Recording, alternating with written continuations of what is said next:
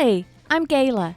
After 20 years of climbing the corporate ladder, I took the leap and started my own business to pursue my dream of creating a work-from-anywhere lifestyle. Having the freedom to work from practically anywhere is such a cool feeling. You're in the right place if you're looking for ideas and inspiration to start and grow your own online business. Every week in this podcast, you'll receive practical ideas, hints, tips, and tricks to help you grow your online business where you can leverage your time and you can accomplish more.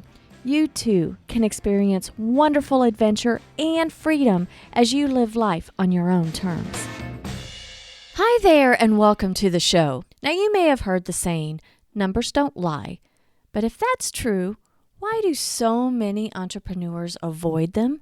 Jim Adams believes that in order to effectively drive your business from stuck to really enjoying your business, you must know your numbers to actually see what's out there in front of you. He's helped literally hundreds of small and family-owned businesses around the U.S. and Canada understand their numbers to drive their teams to the next level. Before running his own business, Jim was a top consultant with an international business consulting firm. He now owns American Landscape Structures, a pavilion sales business he founded 9 years ago, whose sales actually went up over 80% over last year, and that's even during a pandemic. He also owns his own consultancy and helps teach people about their numbers and strips down all the worry and the overwhelm when it comes to knowing your numbers. Nowadays, you'll find him traveling around the country with his wife Kara and 2 German shepherds, Buddy and Hannah, in their RV trailer. It's their hotel room on wheels. When he's not looking for the muddiest and scariest obstacle course to race, he's visiting his clients and leading his Profit Speak online workshops. Now, don't let numbers scare you. Jim makes things so much easier and so much less intimidating. So, without further ado, let's hop right into our conversation. Hey there, Jim. Thanks so much for joining me today. Yes, good morning, Gayla. I have been really looking forward to this conversation. Me too. I always enjoy our conversations, and as of late, we get to have more and more, and I wanted to bring you on the show so that my listeners can meet you. Before we get started, I would love for you to tell my listeners a little bit about yourself. Yeah, so my name is Jim Adams. I own AmericanLandscapeStructures.com. That's my day job right now, if you will. In the process of getting more systems in place. We had a great year. Also owner of JimAdamsConsulting.com. So I've been doing management consulting since 1999. I've helped hundreds of companies in the U.S. and Canada, including through 3 financial crises, get their businesses up to the next level and overcome difficulties. Basically, I go in, help them fix their problems, increase their sales, and then be able to get more work out. So, but American Landscape Structures is what's taken up 80% of my time right now. We're having our best year ever. And so anyway, that's the short version. Well, what's the landscape structures? What is that really? Most of what we do, about 80%, is pavilions. So just imagine basically 4 legs with a roof with shingles or metal or whatever on the top over outdoor kitchens, outdoor living rooms, barbecue areas, different things like that, next to swimming pools. We do some commercial jobs out in parks. We also do a few pergolas and gazebos. We ship kits all over the country. Most of our business is in the Northeast. We have a live project going on in Virginia right now at a Windsor Church in Windsor, Virginia. We ship several kits to some different communities in Florida this summer. We just had a 20 by 32 pavilion get completed yesterday, and we've got another 30 by 40 going up. That's just a little bit about that. They're all prefabricated up in Pennsylvania by mostly Amish people or Amish heritage folks up in Lancaster County in Pennsylvania. Really? So in all this pandemic stuff, you've had a banner year with the pavilions. Yeah. So going back to March, like one weekend, I remember my wife and I had our RV set up in Fayetteville, North Carolina, and we went out to lunch or dinner with, three different folks, three different restaurants. One like super crowded bar restaurant, like nothing, like we were being careful at that time, washing our Mm-hmm. hands, things like that. But pretty much for the most part, we were aware of COVID, but it wasn't really something that was in the US Yeah. that we thought of in the US. And the Right. next weekend was Yep. like complete shutdown. Like that Yes. following week, the factory, the main, both of our factories closed down for a week. They're not our factories, but Mm-hmm. there are providers. Suppliers. They Yeah. closed down for a week. The customers that we had on our pipeline for March, we probably, I don't know, because of a lot of it was event venues, we probably lost about $300,000 from our pipeline.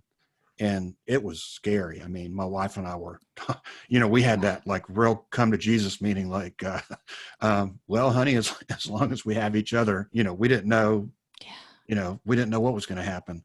And then in April, like just a whole new batch of customers showed up. And I mean, in 2019, we put a number of different things in place with the goal of doubling the business. We were aware of some constraints and some possible improvements so we made a number of different changes, including, adding some staff, adding an assistant, which I waited way too long for. And so anyway, in April, just the floodgates opened up. And so we were ready. We're right now about double of last year. Wow. Now, is it because you had an influx? I mean, initially everything just went to a standstill. Then, with outdoor structures, I guess that proves that people had money to invest in their homes and they wanted to get out of their house and outside. Mm-hmm. So that's so then you could fill a need. I mean, is that what people were doing? And that's what you saw instead of just total standstill. I can't spend any money. I can't do anything. I Yeah, mean, so that's what we were afraid of. We were yeah. afraid that like everything, like people were just going to hold on to their money. Mm-hmm. And that just proved not to be the case. It was really quite the opposite. I mean, obviously, I had one customer that was a business owner. She owned a company that sells watercrafts. So, she was hurt really badly because, a lot of Right. hers, she said she had several cancellations. So I know, there's some people that were affected, but it was, lead times right now are 15 weeks to Wow. get a structure. It's because of, so many people, a lot of people not going to Disney World this year or Six Flags or going to the beach or wherever. A lot of people not traveling this year that are staying at home. A lot of our customers are in the Northeast.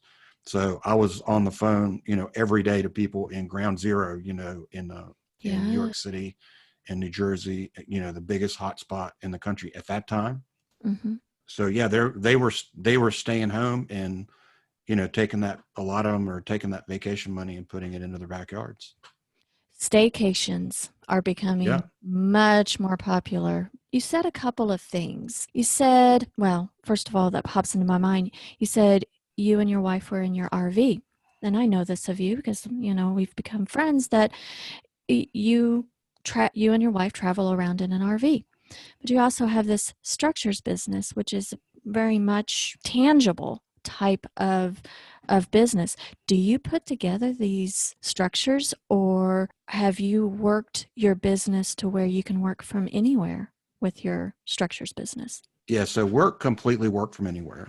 So we've thought about, I actually bought a work truck at one time that I was Mm-hmm. going to put together a crew and traded it in. I never used it. I actually lent it to the Breadbasket Ministry at my church for like the better part of 2 years because I had no Yeah. need for it. I changed back and said, no, we're not going to get a crew. So we're strictly sales and marketing and distribution. We bring people in mostly over the website. We have some repeat and referral, but mostly over the website. We have no displays, no storefront. It allows us to be very, very focused. To be nationwide like that, it allows us to be very, very focused and specialized in giving the customers the assistance and the expertise that they need. So what I think is wonderful, because a lot of my listeners who want to transition from working in one geographical place to a work from anywhere or create a work from anywhere business, sometimes it's hard to get their head around. And you have a very tangible product, but you're taking the part out of actually building the structures, right? Or do you provide that service? That was there for us. So the Mhm. manufacturers that make these, they have their own crews. I work with two manufacturers. One of them is Wow. smaller and they have one Hmm. crew. The other one is much, much larger and they have 5 or 6 crews. And so they do all the work. They went down to Nice. Florida last weekend from Pennsylvania on more than one job. And they dropped off 2 of my kits down there when they were down there. And so I'm in touch with them. I have a whole team with the manufacturers, whether, I work with their scheduling department. I talk to the guys in the field and that's all done. Like they text me or email me as soon as they get to the site to let me know that the site's okay.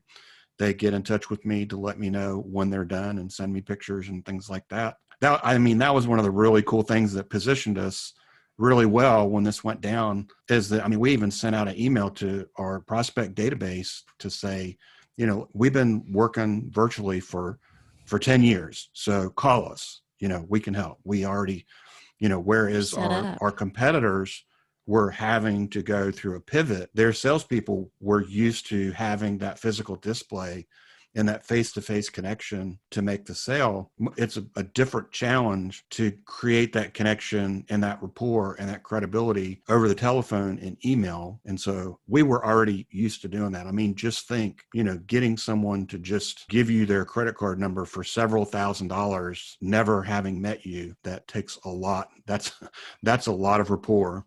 That is a lot of rapport, a lot of trust, Hmm. and it took time to build your client list or your customer list for the structures. Hmm. But you were already prepared for virtual because that's how you created your business model, which is super cool. Super Hmm. cool. As a fellow RVer, do you have any challenges that you face when you pick up and move and work from anywhere? So I would say the biggest challenge is technology. So the internet connection. We have it all. I've got an antenna that goes like 30 feet in the air, Yeah. a directional antenna, and even Mm-hmm. it sometimes does not help enough. Data costs. So I've had to shop around for the best data plan. The satellite is not a viable solution today. Not unless you're No. Matthew McConaughey or something like that. That's one of the big challenges. Background noise, we use the same headsets the truckers use, when they're driving down the road. Oh, yeah. Because I've got Buddy and Hannah in the truck, Mm-hmm. that go off every time, another dog goes by. I've got these guys right here, trucker headphones. Mm-hmm. I went up to a trucker at a truck stop and I said, "Why do you guys wear those headphones?" And he said, "It's because of the roar of the engine, so we can talk when we're driving down the road." They said the person on the other end doesn't even know we're driving a truck. It's so quiet. So, and then also, I think personally, like for my wife to be in the other room and I'm working all day. So that's personally, that's a bit of a problem on a personal note. When we're traveling, I try to not go all day long. It does give us some flexibility to be, either working from home or working on the road. If I want to take a couple hours off and go to Longhorn or, take off from 12 to 2, we can and do whatever we want to do. So, I love being able to have the opportunity to change the view from my front door. You also consult hmm. businesses, Hmm. and your thing is numbers. Hmm. And can you tell me and tell us about what that does that mean about know your numbers? So let me start off by answering the question, why numbers? Like, why did I pick Yeah, numbers, right? So I obviously right. know how to do sales, okay? Mm-hmm. And I've been optimizing operations for years, and I know how to do that. But what I found, again, going all the way back to 1999, is these small entrepreneurial businesses with, usually less than 20 employees, which tends to be who my clients were when I was an employee of another company. You have to know how to sell to get a business off the ground. Like they would never be to the point. They have to know how to sell somewhat. Anyway, it was the biggest area of frustration, and the biggest reason for waste is basically decisions. What I found is that they were not able, like one of my very early projects, like they were aware of the problem, but they weren't able, or they didn't move forward because they weren't able to make a solid decision because they didn't have their numbers. Just a young 39-year-old kid right off the streets wearing my 3-piece suit, walking through the foot of mud to get from the little smoky, smoke-filled office over to the mill, stripping the logs down to make fence poles. I didn't know anything about pole mills, but I knew numbers. Mm-hmm. And so I was able to put a recommendation together for them. They were able to execute it very easily.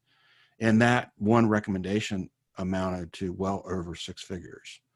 And that was very, very common. I've walked into literally dozens of businesses, and in a relatively short period of time, no matter what kind of terrible shape their numbers were in, be able to pull out those kind of things. Like if their financials could be a complete wreck, it doesn't matter. I can still get in there and find what I need. It depends somewhat on their business, how quickly that money can show up in the bank. But anyway, I've always been able to do that. But anyway, it's just a huge point of frustration for these business owners. The way that numbers are presented, by the academic community, by the accounting community, is just really, it's just impossible. What you have to do. So basically what they do is they just do the minimum they have to do to get by for their taxes. Mm-hmm. And so, well, it's almost like a survival. And if you're a new entrepreneur and maybe you've worked in a business or worked for somebody for so long and you get a paycheck. So you get this regular paycheck and then you have your bills. And so you budget. When you're an entrepreneur, you budget differently. And so you start freaking out. It's like the numbers that you concentrate on is hardly any money coming in, but the bills just keep stacking up. And so you start freak out mode. And yeah, absolutely. Absolutely. What numbers should you be focused on? Because obviously the bills piling in is not being productive. To concentrate on that when you need increased revenues. So what are the numbers should we be concentrating on? And is it different for different kinds of companies? Yeah, so it's absolutely different for different kinds of companies. So I can speak in a general way and maybe provide a couple of quick examples. So like, for example, you probably have a lot of, coaches and consultants in their audience. Well, they don't have a lot of, labor and materials like that. It's really more about what they're going to do with their time. Okay. And so, but it's still the same thing, is that everybody needs to, the day they go into business, they should have a business model. Okay. So if they are coaches and consultants, it should be, I'm going to do this many masterminds, this many clients, this many talks, whatever I'm going to do. And I've got to make this many contacts, just whatever it is that you're going to do, just have some kind of business model. Okay. If you're in construction or small manufacturing, then yes, this is what I'm going to sell. This is what my direct labor costs are going to be. This is what my material costs are going to be. And so if you've been in business for a few years, you can start off with your tax return or your financials to fill that in. And I actually have a tool that I offer. You don't have to use the tool. You can just do it on a piece of paper. You can go to my website, and it's easy to find the information on putting that business model together for a construction company or a small manufacturer, on how to put that business model together. And so that's an absolute must the day you go into business. And so if you don't have that, you can either, just download the tool and read the information and the instructions and do it yourself, or you can get in touch with us and we'll help you to make sure that you have that business model. There's some other things to look into, like when I would go into an initial consulting job, within the first couple of days, a couple other things that I would look at. One would be, like, in the online marketing space, they use the term, a lot of businesses use the term KPI. That stands for key performance indicator. I use the term metrics. It's a lot fewer syllables. Yes. Metrics. But the key to metrics is the frequency. Okay. So there's some metrics, like a restaurant, they're going to measure their sales daily. Okay. There's other businesses, like my business, there's a lot of things that I measure, a lot of numbers that I measure weekly. Like every Monday morning, I'm going in and I need to know what my traffic is, how many forms got filled out, how many sales, how the number of sales we made, the dollar value of sales we made, how much we spent on Google that week. I need to know all those numbers every week. So that's another level of numbers. Another is sales trend analysis. So again, if you've been in business for 2 or 3 years, most businesses have some seasonality. So I won't go into a lot of detail about that here. But again, there's a relatively simple tool. You don't need spreadsheet tools. You can do it on a piece of paper or a piece of ledger paper. Just, a lot of punching into a calculator if you do ledger paper, but don't feel like you have to, go out and learn a new program. You can do it on paper. I would say a couple of other things to look at. And again, this is for folks that have been in business, is that a customer analysis, like who are your customers, an 80-20 analysis of who are your customers, and then your products. Where are your sales coming from? And so those, basically, I think that was 5 things. That's where I start, is with those 5 things. And so you can get through that relatively quickly. What do those 5 things lead you to? Mm-hmm. And so first of all, you can get your team a lot more energized. Like one thing is that gets people stressed out and overwhelmed, what you were talking about is not having a lot of money, is they've lost sight of the prize. Like, why do you go into business to begin with? Mm-hmm. Right? There's basically 2 reasons, right? It's money. Like, I want to make more money than as an employee, and it's freedom. And then you go into business for yourself and you end up not getting a paycheck or putting money into the business sometimes. And then you're tied down to your desk for 60 hours a week and you're all stressed out. Mm-hmm. So getting back to what is the prize. So if you look at your business model, that enables you to see what would it actually mean if I increase my business by 10%? Most people have no idea.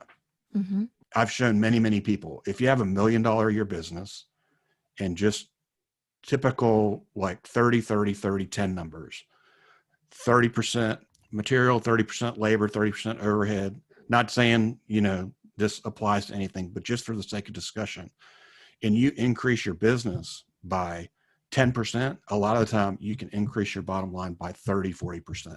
And most people don't realize that. It's just simple math. Are all the numbers that we should be focused on tied directly into our profit and loss statement, our P&L, or is it as online businesses, do we look at numbers that are a little bit, I guess, maybe not harder to track, but I'm thinking increasing email list, for example? Yeah, so I really love that question because that's something that we worked really hard on the end of last year. I don't want to use the term sales funnel is not a good term because that's being used for something else now, but I actually put a big funnel up on my whiteboard, just actual funnel up on my whiteboard. And the very top of that funnel, that's the market. Mm-hmm. Okay, so that's the market. And then the next is, how many people are we going to get in touch with? So in my case, that's the number of visitors to our website. Mm-hmm. And then we keep going down that funnel as far as the number of visitors on the website, how many people are going to call us or fill out a form. Okay. Mm-hmm. And then the next level down there is how many of those people that call us or fill out a form are going to buy. And then what's the margin on each of those, and then all the way down. And so that's where we came up with, and again, this can be a very exciting, motivating exercise if you do that, to see you can tweak a couple of those numbers if you're intentional about just a couple of those numbers, or you can be intentional about all of those numbers. Then you can see what's really possible for your business. And people you just get into stress, anxiety, and overwhelm. And basically what happens that is the tragic condition of entrepreneurs is they're focused on everything at once. Yes. That's always it, right? Always it. I have been there. I mean, whatever people have been through, I have been there, right? I have paid bills with my credit card. I have talked to people about, my line of credit's maxed out. Well, to my close friends, that was actually credit cards. Mm-hmm. I didn't have a line of credit. I had big credit card limits that, I maxed out one year to get to the next year because, things got away from me in the off season. So I know what that stress, anxiety, and overwhelm is about, and what it's like to have so many priorities. You have no priorities. Yes. Yeah. And so those numbers point you towards where you can get the biggest impact. So, and one of the areas where I got the biggest impact was bringing on an assistant. Mm-hmm. And so sometimes you're trying to make a solid decision. That's where those numbers come in. Mm-hmm. Because maybe it makes sense to bring somebody in. Maybe it makes sense to, like, I hired a copywriter last year. Mm-hmm. Okay. That was a big investment. That was like almost $3,000 Mm-hmm. for one lead page, for one sales page, $3,000. Mm-hmm. And that was just for the copy. That wasn't even for the layout. I still had to do the layout. Mm-hmm. That was just for tweaking the copy, hiring a content management company to manage a lot of those things. Like, for example, I don't want to be doing social media myself. Right. So, like, I haven't done it yet, but I'm going to hire that out. Mm-hmm. That's a missed opportunity for me right now. Mm-hmm. And so looking at the numbers allow you to look at some of these different opportunities and see where to start. But before you even get there, you just have to find a way to stop and think. And like, one thing that I know I'm never going to be good at, and that is figuring out technology. Mm-hmm. Okay. So I don't do that anymore. I don't try to figure out technology anymore. I find other people. I have other people in my professional network, including yourself, that are super good at technology, that love technology, that love figuring that stuff out. And it's like I can breathe, right? Like, that's one thing that I've got handled. I don't have to worry about technology because I've got somebody to handle that for me. So another example, like, there's a lot of people out there that say it's not going to change by the time. I mean, I can help, but if you're like 30, 40, 50 years old and you've been telling yourself your whole life you're not good at numbers, well, find somebody that is, right? Either find a bookkeeper or find a CPA that talks your language, not theirs, Mm-hmm. or talk to me. Mm-hmm. Find somebody that's good at numbers. So that's one of the great things that I found recently about having a professional network. What I'm hearing you on, sometimes those numbers has to do with time. The time involved that you have to invest in creating your web page, for example, and it may take you days and you may procrastinate on it, and then you're not doing something else. So you invest money to get something done. When you invest, like in an assistant, for example, or invest in that copywriter, once that copywriter, you invested $3,000, and then you invested your time or whatever it was to get that landing page design, then is it that you start looking at the closed business and seeing how fast you recoup that money? I mean, how many sales from that landing page? I mean, what are you keeping track of? That's a great question. I love it when people ask me that because it's just so important. Like, first of all, just really basic stuff like, what are you selling? And when you sell it, like, what's the value of a customer? Mm-hmm. Okay. So I know in my case, in the structures business, a value of a customer is $2,500. Now, in the consulting business, it's going to depend upon, whether they're just going to take a relatively inexpensive course or whether they're going to end up being a consulting client. But, each one of those, has the potential value of, $5, $10, $20,000. So you have to know the average value of a customer because sometimes, in the case of the structures business, it's a one-time sale and it's about $2,500 is the average value of a customer. So before you even know, before you as a business owner even know how much it makes sense to spend on some of these different things, whatever it is, if you're a contractor and you're looking to buy a new generator or air compressor, or you're in the online marketing space and you're looking at hiring a VA, a virtual assistant, you need to know what is the value of you growing your business. So if you can get, what is the value of a new customer? And a lot of people, if you ask them that, they don't know. So it starts with that. What's the value of a new customer? And then it goes from there. And then that's where you need to know what all your metrics are. And so if you know what all your metrics are, if you know, what your traffic is to your website, what your conversion is on your landing page, and so on and so forth, then that can help you determine how much it makes sense to invest in different things. Well, and when you are a coach or a consultant and you're struggling with knowing what your metrics are or what the value of a customer, because when posed that question, I'm sure that you get the answer, well, it depends. It depends if they buy if that $99 course or if I work with them for a year. But I think from what I hear you say, we just need to draw a line in the sand when we're planning. And this is the perfect time right now at the end of the year to just sit down with your pencil and paper and plan for the next year. Business plan. I mean, it doesn't have to be a formal business plan. It's just like, okay, what am I offering next year? How can I increase it?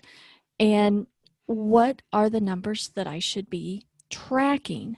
Not all the numbers, because I heard you say that we as entrepreneurs, we want to spread ourselves so thin and do everything all at once. But draw the line in the sand and say, okay, if I have these long-term customers, pick a number, what their value is. Yeah. So what I would say would be progress, not perfection. I think, different Oh, people with different I like that. personalities have a fixation on precision. And Mm-hmm. so fortunately, that's not me. I'm okay doing some guesswork. Mm-hmm. And so, if you can just come up with an idea, like something is better than nothing. Okay. You have some numbers, they're there. So you hit on one thing. First of all, is somehow, some way, like a lot of the people in your audience are in the mindset space, right? Somehow or another, they're touching on that subject. Taking the time out to think, Mm-hmm. okay? Taking the time out with a blank sheet of paper. You don't have to write pages and pages and pages. Even this tool is a bit complicated. One of my favorite resources is a book called Running Lean by Ash Mariah. He has a one-page thing called Lean Canvas. And that even to me is too, it doesn't even need to be that complicated. He's got this one sheet that's got like 10 boxes or something like that. It doesn't even need to be that complicated. Mm-hmm. Like your business plan can have 4 or 5 paragraphs and that's it. And it can be 1 or 2 pages, but just, this time of year is a great time, start thinking about it in the shower, whatever, carve out 15 minutes here and there, get your ideas and your thoughts and your plans together. And then, early next year we'll be offering a interactive course that you can jump into. One of the things about this subject is that, most of the education is in a general way, like even one of the challenges in this conversation is, there's different situations in different businesses. Mm-hmm. It's such a much easier, more palatable subject. You don't need to know how to manage numbers for every business like I do as a consultant. You only need to know your numbers. That's it. And it's not nearly as difficult as you think, but it's like a lot of things. If you can just get somebody that's been there, done that, get a little bit of help to kind of help you out along the way, it can be a lot easier. It doesn't need to be overwhelmingly difficult. You don't have to be good at math. That the type of analysis that's required is it's usually multiplication, subtraction, division, and addition. So it's usually pretty straightforward. Well, I love that you had said last year one thing that you were doing was getting, for the lack of a better word, more people to follow you. You were casting your net and getting more people in your market so that, and actually that proved to be very, very useful for you, because when all heck broke loose in 2020, you had folks that you were already talking to, or you had that persona that you were marketing to. It all worked out. It worked out for you because you had some prep time and you were growing your following. Even one conversation at a time leads to bigger opportunities. Yeah, absolutely. I know, like last year, there was 2 things in particular. There's a number of different things that we looked at, but there was 2 things in particular we really focused on, once we got to looking at our numbers. I've been working on my sales skills and sales conversation, all the way back to when I delivered the Washington Post at 14 years old. But we really got to looking at that a lot harder and doing some training and then practice. So we actually started on that back in October, November, and was doing doing the new method live on the calls and refining it. And that made a huge difference. And then the other thing is that there was one major change that we made to our landing page that really paid off. That, like, we didn't really spend more on advertising. Actually, we ended up spending less, but the couple of tweaks we made to the landing page made such a huge difference.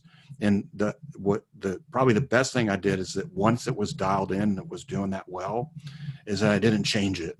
Yeah. Like in the past, I was just constantly changing things. Like, if you know anything about racing, they say, they make one change at a time. Well, if I was a crew chief in NASCAR, I mean, my car would be pinging back and forth between the other cars and the wall because I kept making, 4 changes at one time, and then I wouldn't keep track of what they were. So that's good advice. Yeah. Be slow on the changes and really analyze to see if the changes are making a difference. One change at a time. That is super good advice. What has been your biggest challenge in growing your business?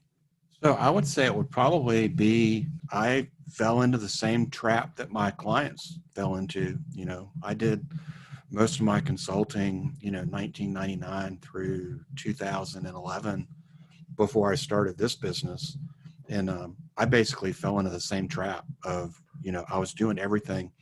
And it took me way too long to hire an assistant. That was probably the biggest thing. I had everything up in my head. I put some things down in writing, and I had some things written up. But I was doing so much myself. Like, my quality of life was going down. I was spending so much time sitting behind a computer that, it was affecting my quality of life and my stress level. And I really, honestly, I got stuck myself.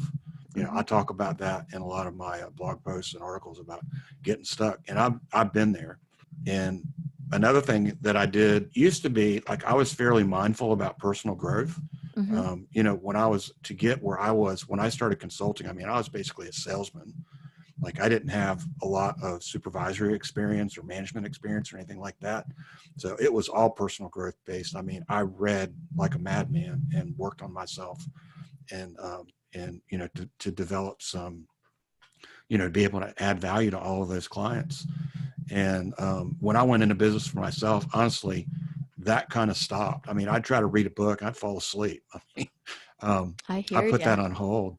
And then, so I really turned the corner, just basically just tired of, I was doing well financially. It wasn't really so much financial, but I was just grinding away. And so was it, February, March 2019, I got back on track with my personal growth. And, there's an author out there that says, about the law of the lid, that, your business is only going to get as big as you are. And so that was me. And so when I started working on myself, my business got bigger. It's just that simple. Intentionality and the law of the lid, that, like, your business or your following is only going to get as big as you are. And so once I started, focusing more on growth and better habits and things like that, one thing at a time, it just started, it's like compound interest. It just started building on itself.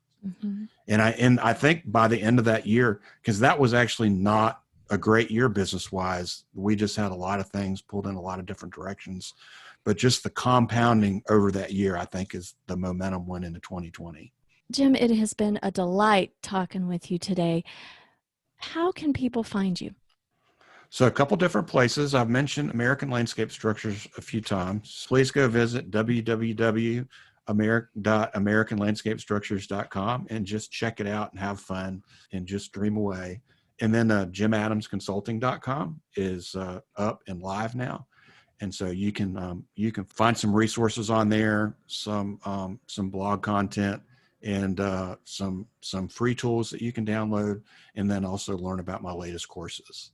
Awesome. I will certainly have the links right here in the show notes. So be sure to scroll down there in your podcast app and see those links so that you can connect with Jim. Well, thanks, Jim, again. And it was such a delight. Thanks again. Thanks, Gayla. Great to be on the show. Be sure to visit Jim's website, jimadamsconsulting.com, and download his business model template. He'll be offering some great Profit Speak workshops at the first of the year, so you'll want to be sure to follow him to stay in the loop when those workshops will be. Thanks for being here with me today. If you found this episode helpful, I would love to hear from you. Feel free to send me a private message in Instagram about your biggest takeaway from the show. I would be honored if you'd subscribe and even leave a review. Thanks again, and until next time, have a fantastic week.